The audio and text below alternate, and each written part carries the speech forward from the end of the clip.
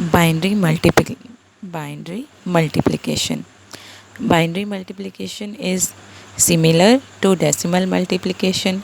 It is simpler than decimal multiplication because only zeros and ones are involved. There are 4 rules of binary multiplication. Binary multiplication भी decimal multiplication की ही तरह मिलता जुलता होता है। ये डेसिमल मल्टीप्लिकेशन से आसान होता है क्योंकि ये सिर्फ ज़ीरोज़ एंड वंस को ही इन्वॉल्व करता है। इसमें बाइनरी मल्टीप्लिकेशन के 4 रूल्स होते हैं। आप इस फिगर में देखिए केस 4 केस दिए हुए हैं 1 2 3 एंड 4 4 केस, ठीक है। इसमें देखिए ए एंड बी 2 डिजिट हैं। तो फर्स्ट केस में क्या है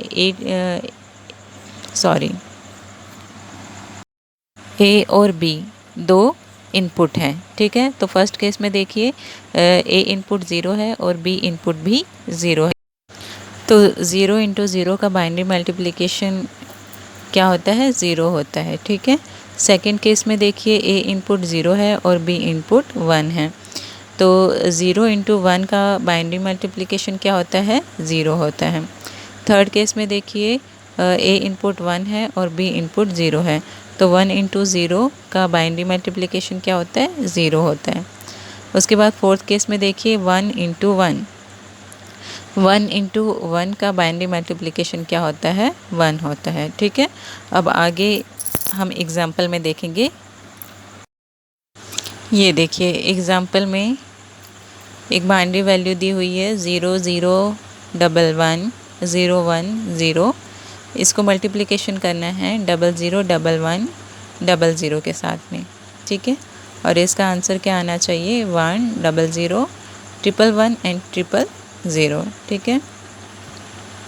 1 0 0 1 1 1 0 0 0 आना चाहिए।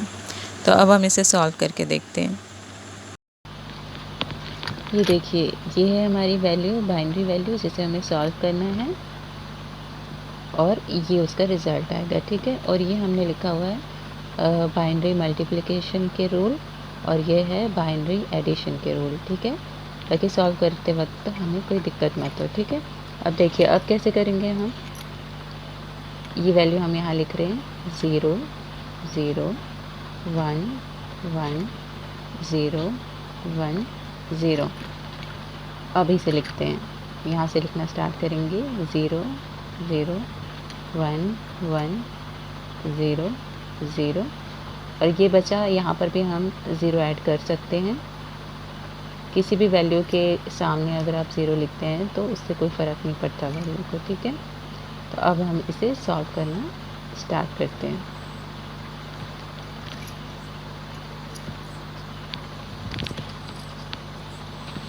ये देखिए 0 इंटू 0, ये देखिए 0 into 0 0।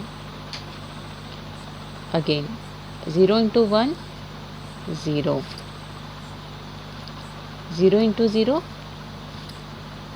0, 0 into 1 0, 0 into 1 0, 0 into 0 0, 0 into 0 0, ठीक है। अगेन वही है, 0 से ही सबको करना है तो हम सेम लिख देते हैं ऐसे ही।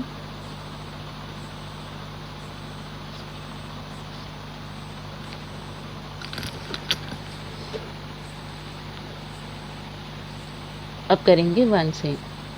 1 इंटू 0, 1 इंटू 0 क्या होता है? 0।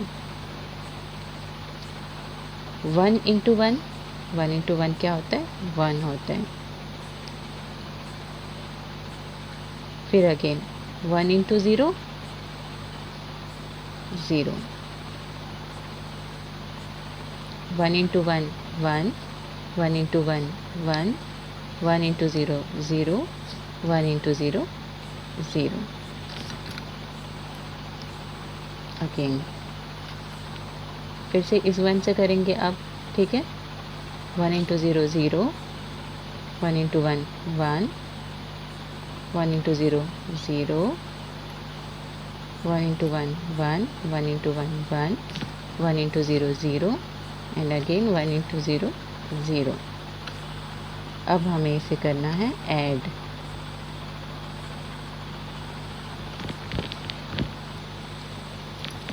अब ये जो ज़ीरो बच गए हैं, इन्हें अगर हम मल्टीप्लिकेशन नहीं भी करते हैं तो इससे कोई फ़र्क नहीं पड़ेगा, क्योंकि ये ज़ीरो है, इसकी वैल्यू वैसे भी ज़ीरो ही आनी है। तो इसे अगर हम नहीं भी करेंगे तो कोई फ़र्क नहीं पड़ेगा, ठीक है।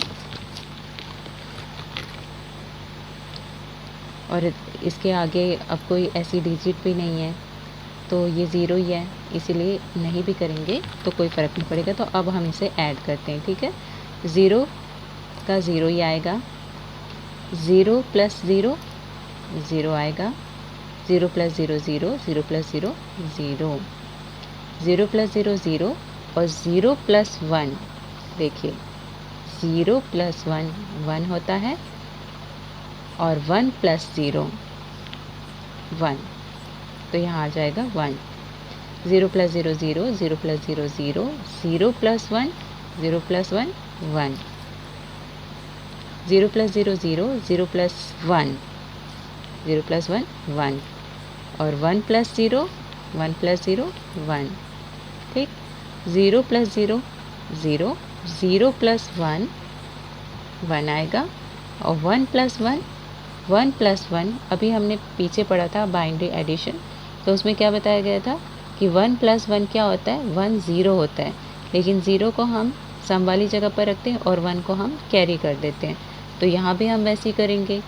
देखिए वन प्लस वन क्या आया, वन ज़ीरो आया, तो ज़ीरो हम यहाँ लिख देते हैं और इस वन को हम यहाँ कैरी कर देंगे, ठीक है। अब देखिए one plus zero one, one plus zero one, और वन प्लस वन फिर से वन ज़ीरो आ जाएगा, ठीक है। तो फिर से हम ज़ीरो को यहाँ लिखेंगे और वन को यहाँ कैरी कर देंगे। उसके बाद वन प्लस ज़ीरो वन, और वन प्लस ज़ीरो वन, और ये ज़ीरो यहाँ आ जाएगा, ठीक है। अब आप अपनी बुक में देखिए, triple zero triple zero, triple one, then double zero, उसके बाद वन ज़ीरो, ठीक है। तो आ गया हमारा आंसर।